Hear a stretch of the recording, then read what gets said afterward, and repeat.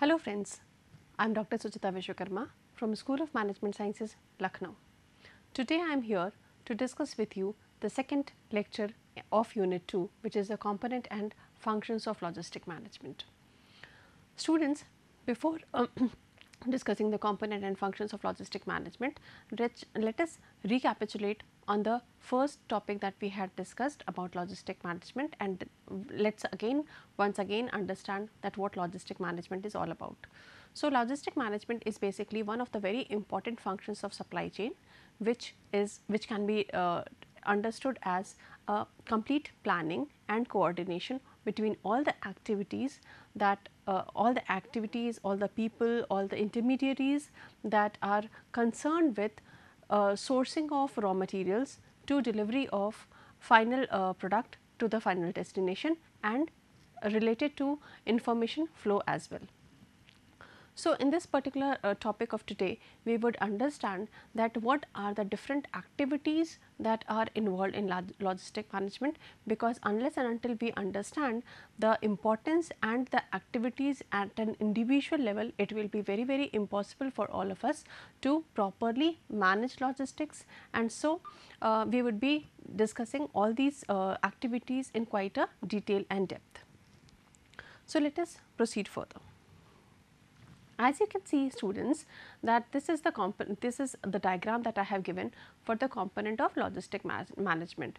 This diagram, as you can see, describes has all the components that are involved in the complete logistics process, starting from sourcing of material to final delivery of the product to the final destination. So, basically if we broadly categorize this logistic management process, we can divide it into three phases, which is input to logistics, then the management, input to logistics,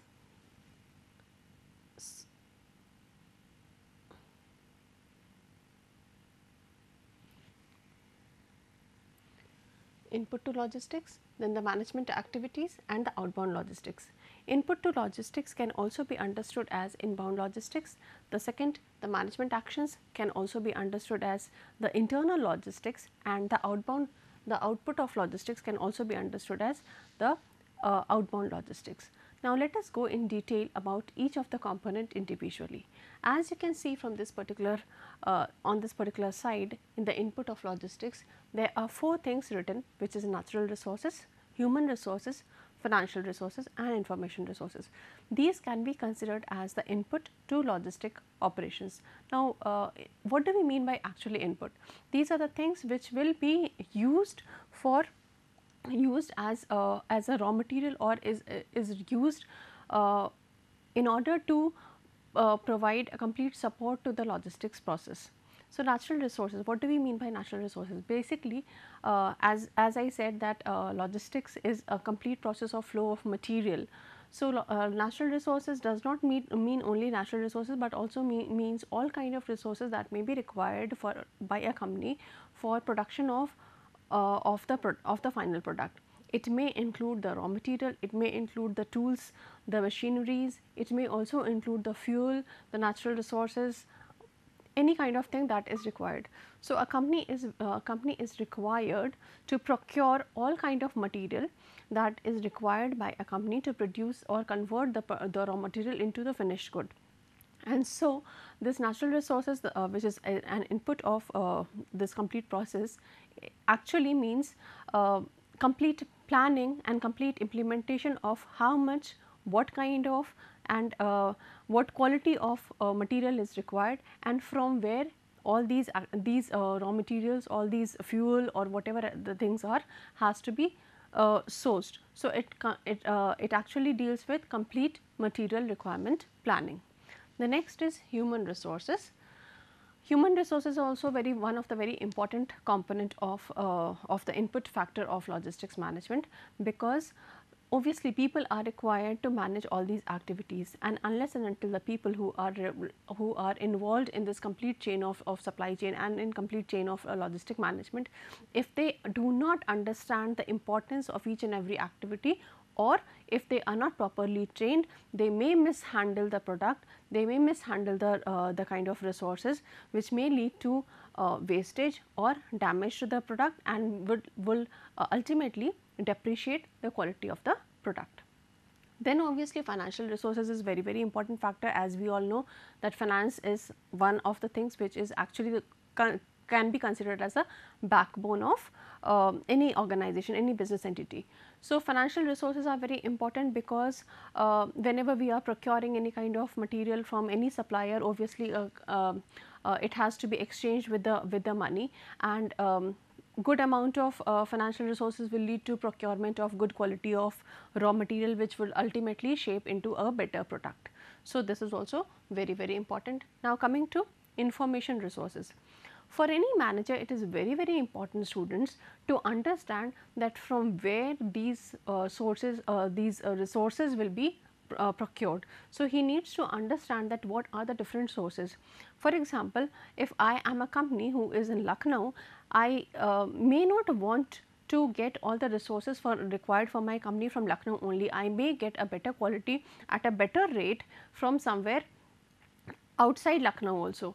So, we need to understand that what are the different sources, and for which a proper research is required by the company in order to collect that information, that what are the different quantities, what are the different qualities, and at what prices they can get the raw material.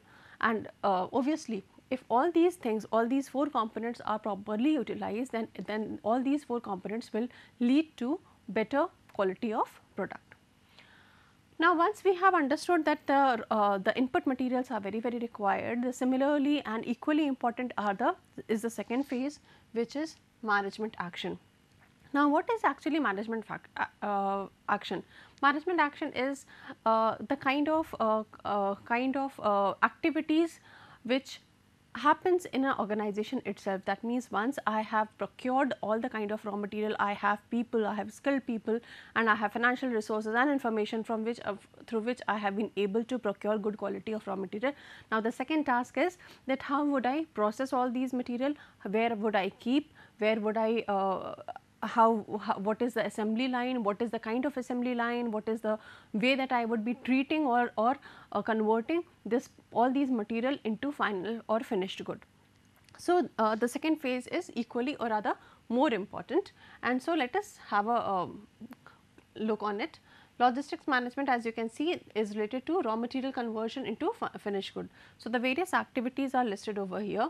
The logistic activities that are part of the internal logistics are customer services, demand forecasting, inventory management, logistic communication, material handling, order processing, parts and service support, plant and warehousing, procurement, packaging, reverse logistics, traffic and transportation, and warehousing and storage. Now, let us talk about all these components on an individual level. Now, what do we mean by customer service? Customer service is something very important for any kind of organization, because they are the ultimate users of the product. And over here in logistics, when we are talking about customer, it does not only mean the end user, it may also, we can also call customers as the intermediaries or the distributors whom we are going to give our products in order to finally send it or deliver it to the end term customers.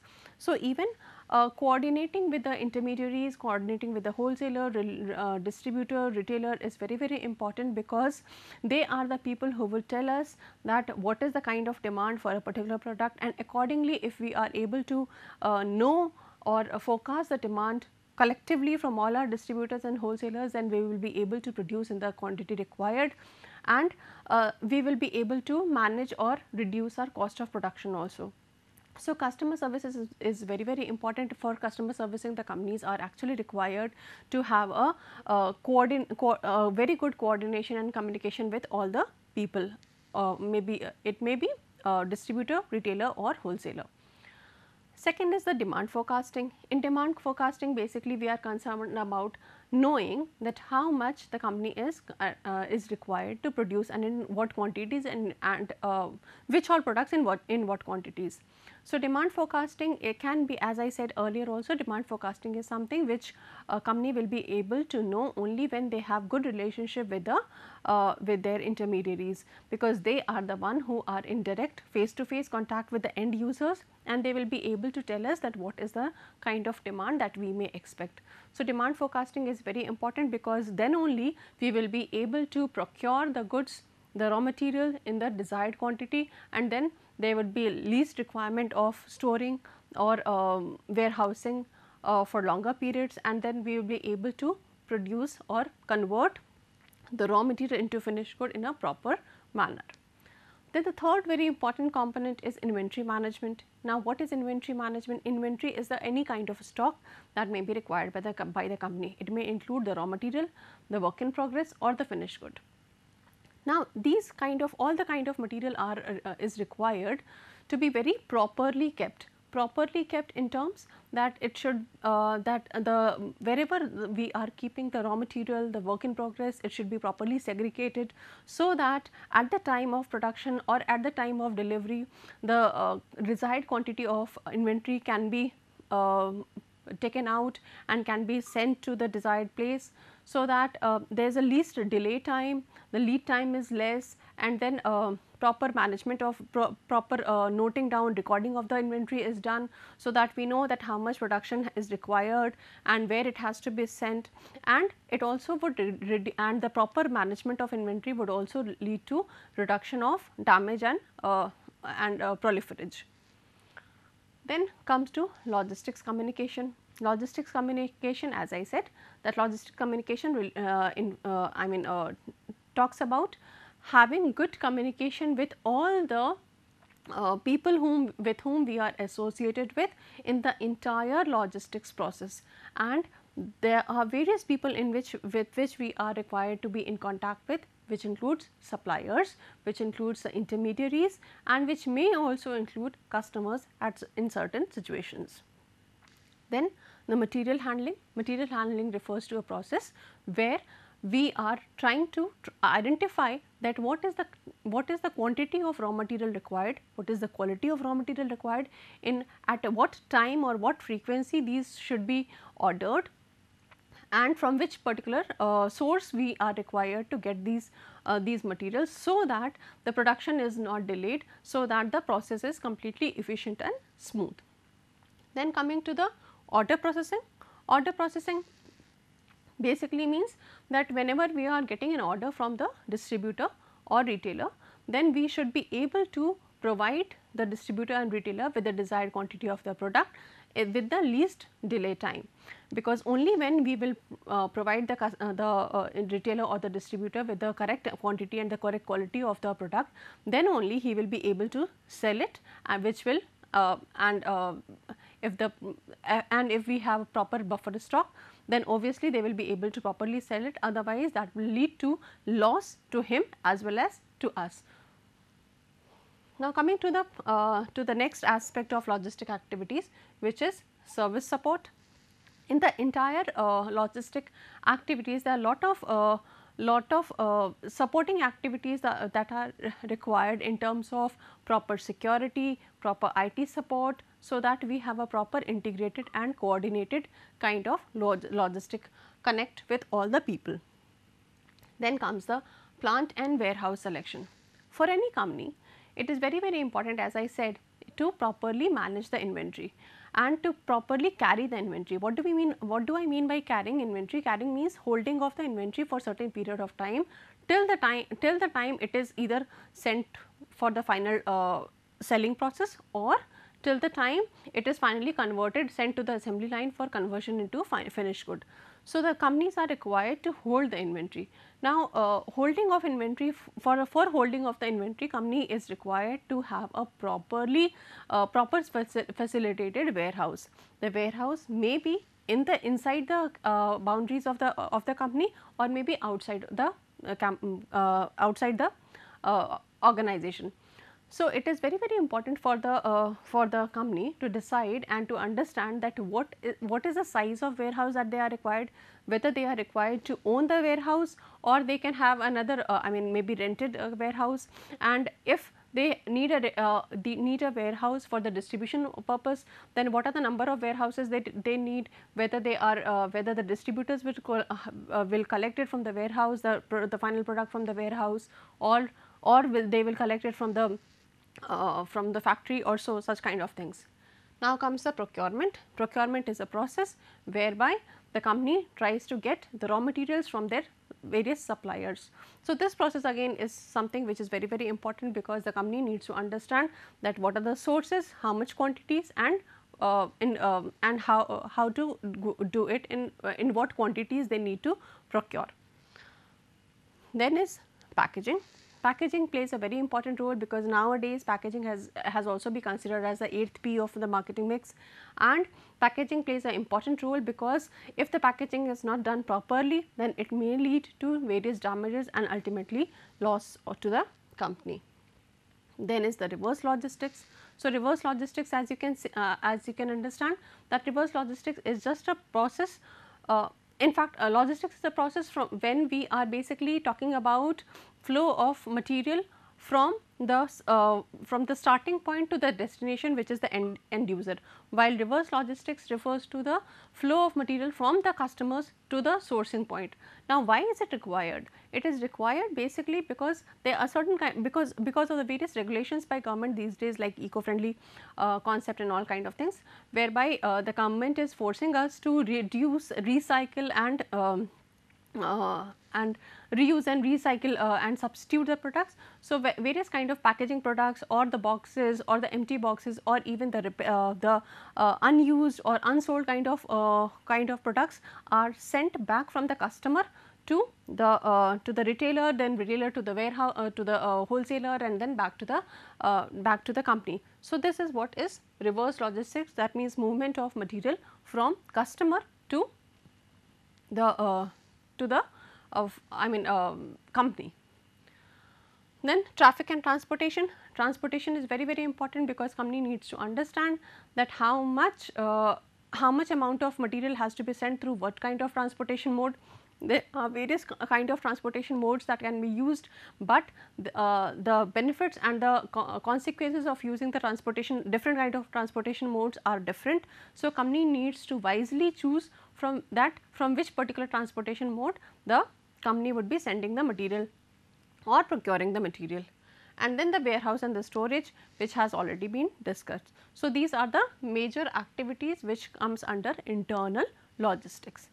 Now, let us talk about the output of logistics or the outbound logistics.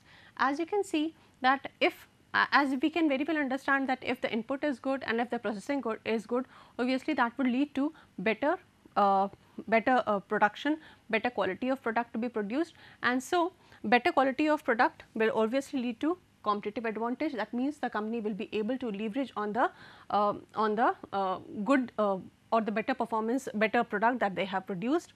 Time and place utility, that basically means that the logistics is concerned with timely delivery and the right, as I had discussed in my previous lectures also, that logistics is concerned about delivery of right product at the right time at the right place. So, this is what we are talking about, because if we are not going to offer the right product at the right time then the customer may not intend to purchase that product also. Then efficient movement to the customer. So, basically it means that the customer the complete product should be properly received by the customer and should be properly delivered to the customer, so that he is ultimately satisfied. And proprietary as such means transfer of the ownership should also be done to the customer, and the customer may be the wholesaler, retailer, or the end user as well. So, these are the various components of the logistic management. So, let us understand it in this manner, that input into logistics basically means sourcing and vendor selection for supply of raw material and manufacturing part. It also includes inbound planning, raw material and warehouse consolidation and warehouse management of inventory, information system for effective support, and strategic alliances with the suppliers. The internal logistics includes capacity planning operations, production planning, material requirement planning, shop floor control, management and in-process inventory, supporting material handling facilities and planning their deployment. So, basically if you see that all these activities has a lot of interrelated and integrated process, whereby the company is continuously required to do a lot of planning and implementation. And coming to the last component, which is the outbound logistics. So, outbound logistics is concerned with the flow of finished product from factory to warehouse to the customer through our distribution network, and this includes sales order processing, sales return processing, account realization, that means getting the money, regional warehouse, that means where do I need to have the warehouses, which would ease the distribution process, arrangement of transportation, and information flow from customer to factory. So, these are the various components of logistic management. Now, the second thing that we need to also discuss in this particular lecture of ours is functions of logistic management. Logistic management plays very important role, and it has three major functions. First is the procurement function, the second is the production function, and the third is the physical distribution function. You can also correlate it with the previous components that we had discussed. That means procurement function is related to the internal inbound logistics, the production function is related to the internal logistics, while the physical distribution function is related to the outbound logistics. So, let us understand it one by one. Now, as you can see, the procurement function includes these 6 areas. So, procurement function is basically concerned with identification of from the source, that means from where a company needs to get the raw material, what are the different sources, in what particular quantities they need to source. So, it relates to proper material requirement planning. Then it also relates to the shipment, that means shipment from shipment of raw material from the supplier end to the manufacturer, that means to the producer, and proper shipment, proper timely shipment, the quantities of quantity in which they are the raw materials are shipped is also very important, because if they are getting the products shipped in a reasonable quantity, then there will be lesser requirement of warehousing at the producer's end, and which will ultimately reduce the cost of production. Then order placement, obviously the company needs to also understand that what is the lead time, how much is the delay time, how much is the time that is required by the supplier to process the particular order, and then how much time would they require, or what is the time that is required for transportation of product from point A to point B, and so order placement is very important. Then negotiation and supply contract, this is also very important, because the company needs to have a proper relationship with the suppliers, and if they are able to do so, they will have a long term healthy relationship and will able to improve the profit as well as quality of the product. Now, coming to the production function. Production function basically means production schedule, inventory management, storage, packaging and material handling. So, basically it actually refers to that how and what kind of quantity the company needs to produce, how they have to manage the inventory, where do they need to store, where, how and what kind of packaging they are required to do, because in order to reduce the damages, what is the quantity, what is the frequency that they need to order in order to reduce the cost of production, because these things are ultimately leading to increase of cost. So, the company needs to continuously monitor on the cost of production. This is something very important, students, which you shall always remember, that that the complete supply chain or logistics management is basically the first prima facie role is to reduce the cost. So, this is a very important function. And the second, the third is the distribution function, the physical distribution function.